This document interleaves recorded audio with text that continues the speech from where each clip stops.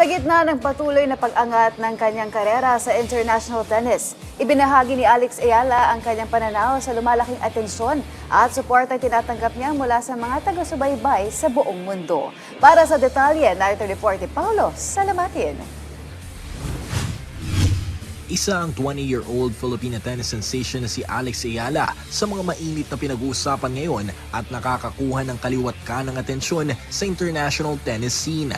Magmula sa kanyang Cinderella run sa Miami Open, unang Pilipino na makatungtong sa semifinals ng isang WTA 1000 tournament, nagawang talunin ng ilang mga former Grand Slam champions, 2025 Eastbourne Open Finals appearance, hanggang sa makuha ang kanyang unang WTA singles title sa Guadalajara Open, 2025 Thailand Southeast Asian Games gold medalist, Rafa Nadal Academy graduate at marami pang iba. Di malabong mapansin siya ng ilan sa mga tennis greats tulad ni Novak Djokovic na ikinamangha ang fanbase na mayroon ang Pinay netter. Sa isang panayam kay Ayala, matapos ang kanyang kampanya sa Philippine Women's Open noong nakarang buwan sa Maynila, ibinahagi ng Pinay netter kung paano niya tinatanggap ang kasikatan sa kabila ng mga misyon na kanyang hinaharap sa bawat torneo.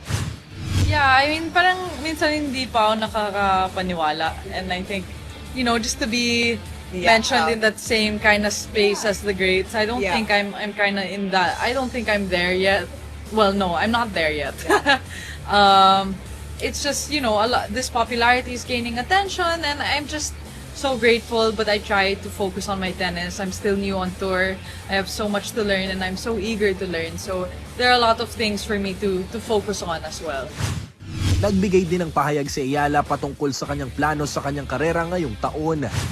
I try to take it like month by month, and I think this month, in January, having it ended, I've had very good matches. I've done really well in Auckland. I think I had great matches there, and although I had an early exit in AO, I still think there was a lot of takeaways from that match. Yeah. And of course, this week is very important to me, being at home. So I think the goals for January have been reached, and for the next 6 months, it's hard to say, but just to inch by inch keep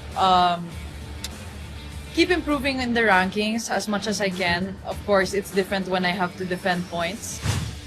Hindi pa tapos ang trabaho para kay Ayala kung saan patuloy pa rin siyang umuukit sa kasaysayan ng tennis matapos muling masungkit ang kanyang career high na world number 43 sa WTA rankings at inaasahang tataas pa ito base sa magiging resulta ng kanyang kasalukuyang sinasalihan na WTA 500 Abu Dhabi Open.